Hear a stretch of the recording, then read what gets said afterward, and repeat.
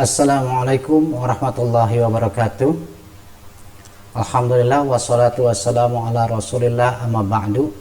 Qala rabbi shrah li sadri wa yassir li amri wahlul 'uqdatam min lisani yafqahu qawli. Rabbi zidna ilma warzuqna fahma. Adik-adik sekalian, pada saat ini kita memasuki pertemuan yang keempat, di mana dalam pertemuan keempat kita akan membahas tentang masalah toharoh, saum, sholat, haji dan umrah. Pengertian toharoh berasal dari bahasa Arab, asal dari kata toharo yathuru toharatan, yakni bersuci. Toharo berarti kebersihan dan kesucian dari berbagai kotoran, atau bersih dan suci dari kotoran atau najis yang dapat dilihat, atau najis hissi maupun najis maknawi yang tidak dapat dilihat zatnya. Sedangkan menurut istilah,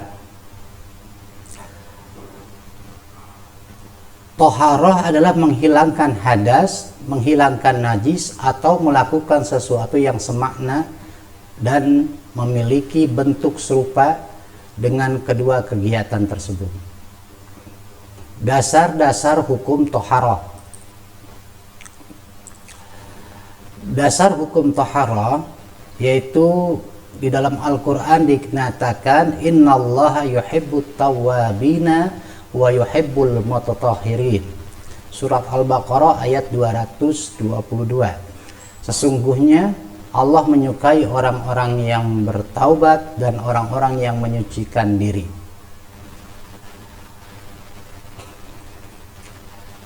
Sedangkan yang di dalam hadis Nabi Muhammad SAW berkata, at-tahuru syatrul iman, kesucian adalah sebagian daripada iman. Yang kedua, kita membahas bab yang berkaitan dengan air yang bisa digunakan untuk bersuci. Di dalam bab air ini ada beberapa macam air yang bisa digunakan untuk bersuci. Yang pertama adalah air mutlak, artinya air yang masih sewajarnya, dikatakan air yang masih murni dan dapat digunakan bersuci tanpa ada makruh padanya. Air-air, macam-macam air itu diantaranya air yang digunakan untuk bersuci: satu, air hujan, air sumur, air mata air, air salju, air embun, air sungai, dan air laut. Nah, air yang suci mensucikan atau air mutlak tadi sebagaimana telah disebutkan, kesemua air yang tadi disebutkan itu adalah air yang suci menyucikan, artinya suci dan bisa digunakan untuk menyucikan diri daripada najis. Ada yang kedua adalah air yang tidak suci, air yang suci tidak menyucikan. Air yang suci tidak menyucikan yaitu sebagaimana hadis Nabi Muhammad SAW dari Abu Hurairah, bahwasanya Nabi SAW bersabda, tidak seorang pun di antara kalian yang mandi dalam air tergenang dan dalam keadaan junub. Orang-orang bertanya, hai Abu Hurairah, bagaimana Nabi mandi? Ia menjawab, beliau mandi mengambil air dengan hati-hati. Artinya air itu suci tapi tidak bisa menyucikan, gitu ya. Atau boleh dikatakan air suci tidak menyucikan seperti air kelapa. Air kelapa itu suci, namun tidak bisa digunakan untuk mandi atau beristinja. Yang ketiga adalah air makruh, yaitu air yang suci dan dapat menyucikan namun makruh digunakan, yaitu seperti air musammas. Air musammas itu air yang menjadi panas atau dipanaskan dengan sinar matahari dalam bejana logam, besi, atau tembaga selain emas dan perak. Misalnya begini, ada air ditaruh di dalam tong yang terbuat dari besi, kemudian ditaruh di luar dan dia terkena sinar matahari sehingga air itu panas, dan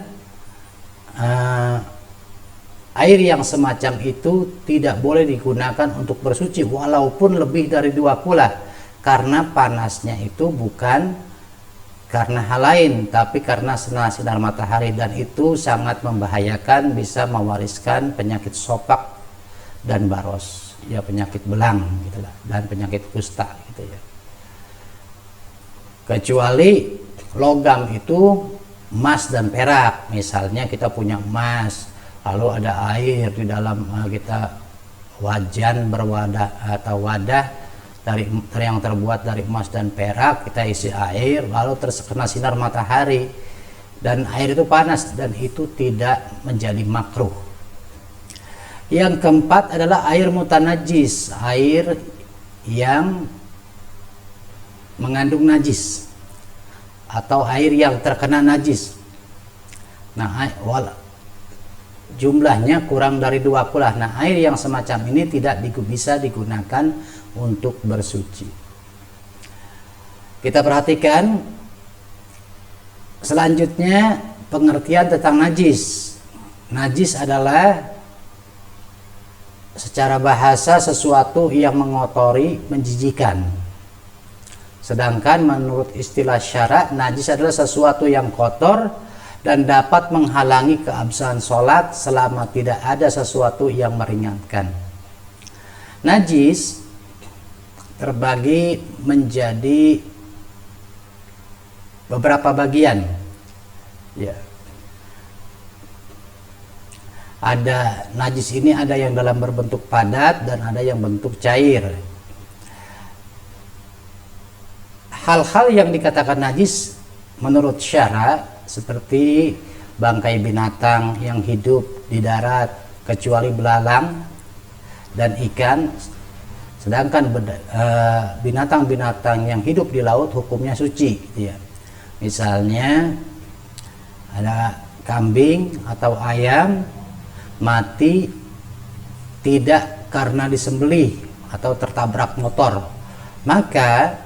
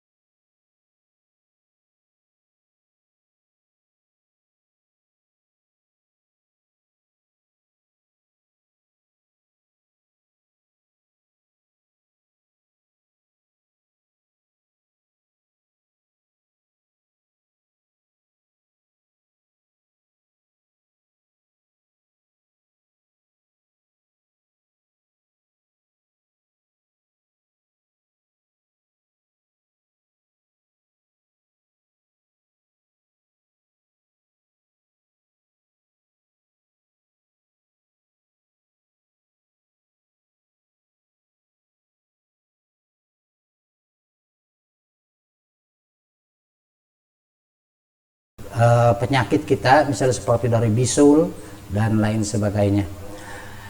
Yang selanjutnya, anggota yang dipotong pada bagian binatang yang masih hidup tanpa melalui penyembelihan. Misalnya kamu mempunyai kerbau yang sangat gemuk, ingin makan daging, lalu dipotong pahanya tanpa melalui sembelihan, maka itu pun dikatakan najis atau bangkai. tingkatan najis, kalau dilihat dari tingkatannya, najis itu terbagi menjadi 3 bagian. Ada najis mukhaffafa, najis yang ringan, seperti kencing bayi laki-laki yang berumur belum 2 tahun dan belum pernah makan kecuali air susu ibunya. Itu najis yang ringan. Cara membersihkannya cukup dibasuh atau diguyur dengan air saja sudah bersih. Yang kedua adalah najis mutawasitoh. Najis mutawasitoh adalah najis pertengahan. Nah, najis mutawasitoh itu adalah najis ainiyah dan najis hukmiyah. Najis ainiyah ada wujudnya. Misalnya seperti kotoran ayam. Masih ada wujudnya, bentuknya hitam, kecoklat-coklatan. Nah, berarti itu najis ainiyah. Ada lagi najis hukmiyah.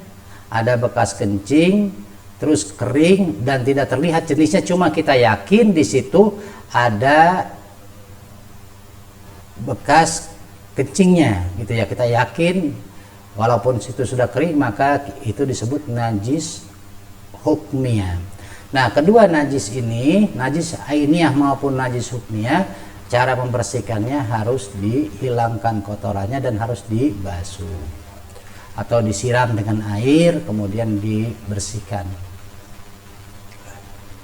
Yang ketiga adalah najis mughaladzah. Najis mughaladzah najis yang berat seperti anjing dan babi. Jilakan anjing dan babi gitu ya, maka harus dibersihkan dengan cara 7 kali basuhan. Air yang satu dicampur dengan tanah.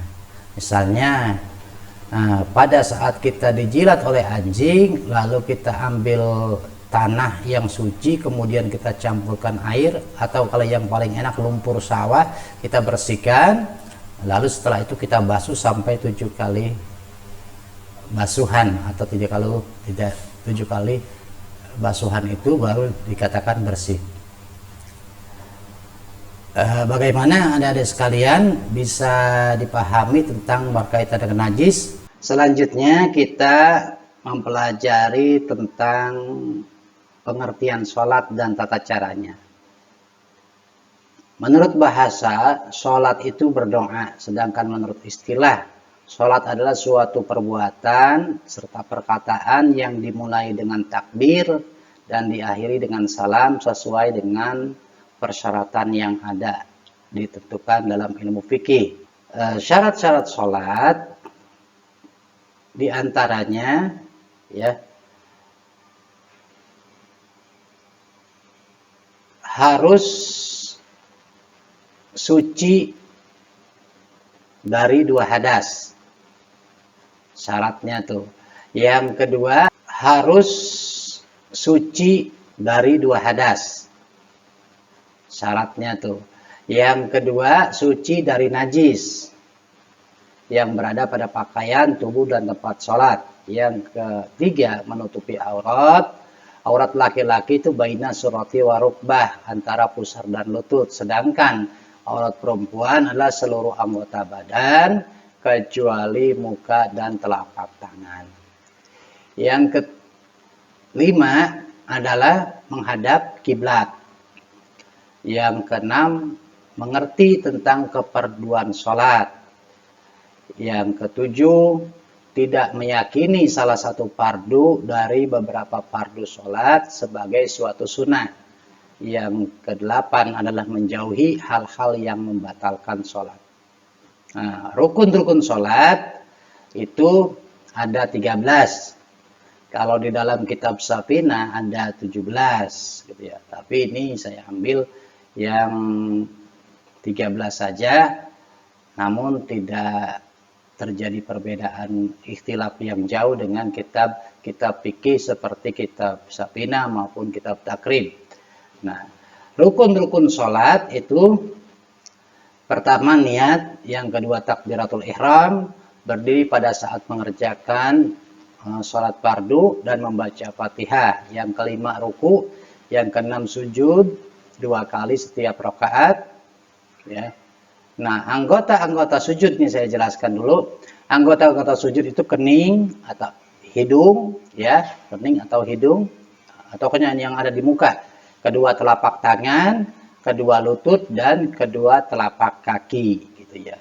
Pada saat kita turun dari mau melaksanakan sujud, yaitu pertama kedua jempol kaki kita, telapak kaki kita ditekuk, terus turun lutut, ya, terus tangan, baru muka atau hidung ya. Ya, hidung dan kening sebenarnya anggota sujud itu. Jadi menyatu. Jadi hidungnya harus tertekan, keningnya juga harus tertekan. Yang ketujuh, duduk antara dua sujud. Ya. Yang kedelapan, membaca tasyahud akhir. Yang kesembilan, duduk pada tasyahud akhir. Yang kesepuluh, membaca sholawat kepada Nabi Muhammad SAW setelah tasyahud akhir. Yang ke-11, duduk di waktu membaca sholawat. Yang ke-12, memberikan salam. Yang ke-13 adalah tertib. Selanjutnya, adik-adik sekalian, kita membahas tentang pengertian puasa. Puasa berasal dari bahasa Arab, yakni imsak atau menahan. Istilah gitu ya, puasa itu menahan dari sesuatu yang membatalkan puasa dengan niat khusus pada seluruh dan sampai kepada waktu maghrib ya. Ya. Orang yang melakukan puasa yaitu orang yang berakal, suci dari haid dan nifas. Jadi menahan diri dari segala sesuatu yang membatalkan puasa sejak terbit fajar sampai terbenam matahari disertai dengan niat dan syarat dan rukun yang telah ditentukan sesuai bagaimana firman Allah Subhanahu wa taala, kulu washrabu hatta yatabayyana lakumul khaytul abyadu minal khaytil aswadi minal fajr. Makan dan minumlah hingga nyata bagimu benang putih dan benang hitam, yaitu fajar. Quran surat Al-Baqarah ayat 189.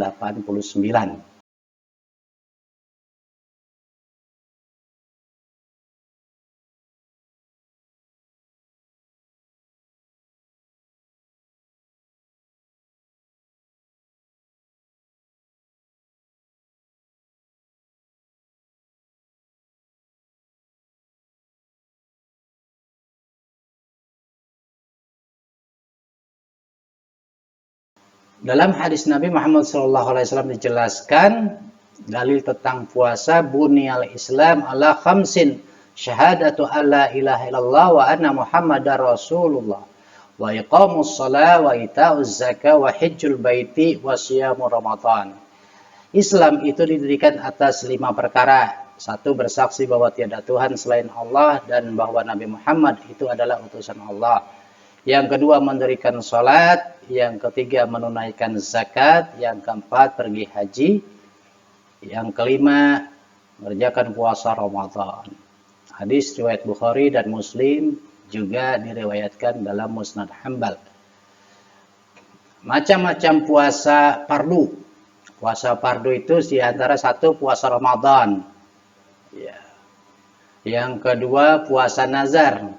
Puasa Ramadan sebagaimana setelah kita ketahui, yaitu puasa yang ada di bulan Ramadan.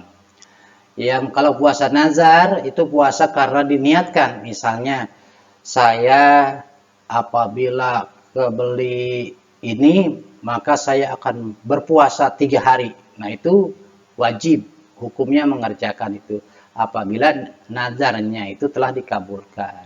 Ya. Hajatnya itu telah dikabulkan, maka dia wajib berpuasa nazar. Ada lagi puasa kifarat karena kita melanggar aturan, yaitu seperti dalam haji ada puasa kifarat tuh. Ya, puasa kifarat melanggar aturan syara yang mewajibkan kita untuk berpuasa. Terus ada sekalian, ada juga yang disebut puasa sunnah. Ini saya ambil poin-poinnya saja ya. Nanti untuk penjelasannya Anda bisa membaca slide yang telah disajikan. Puasa sunnah itu diantaranya puasa Syawal, yaitu puasa setelah hari raya Idul Fitri, dan hari keduanya kita puasa 6 hari di bulan Syawal.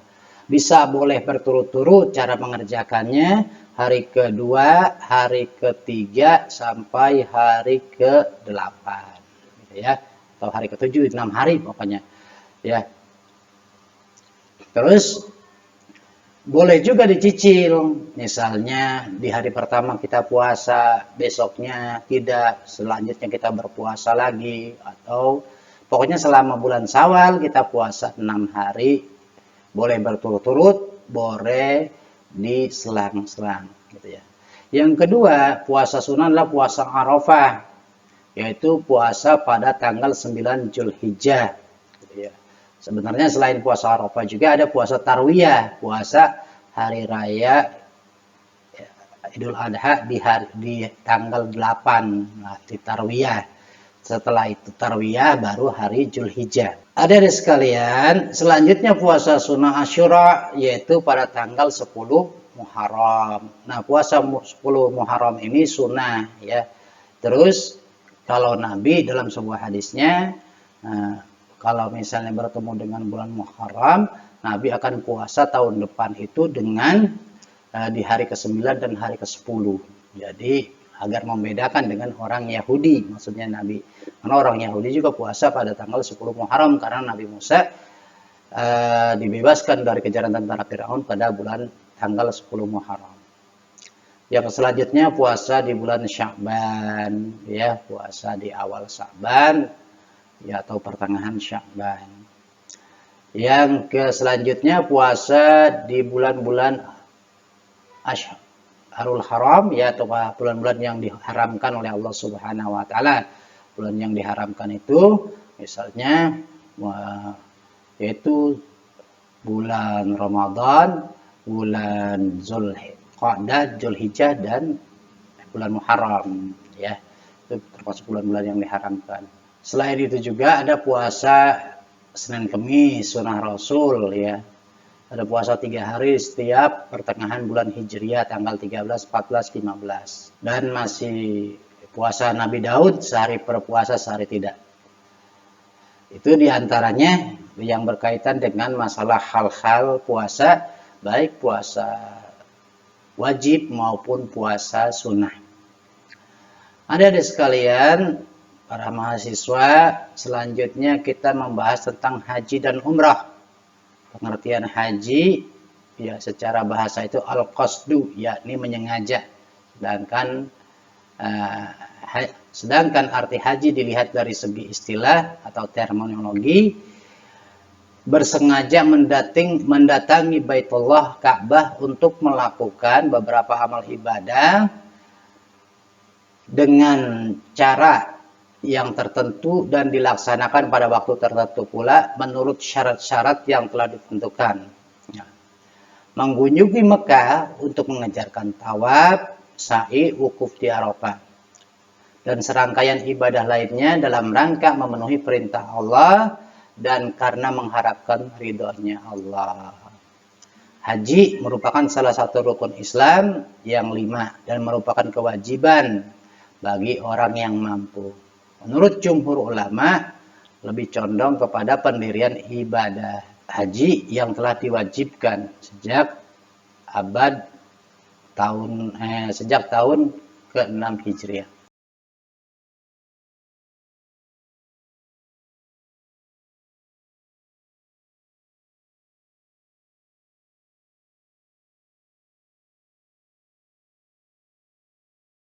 Syarat dan rukun haji. Nah,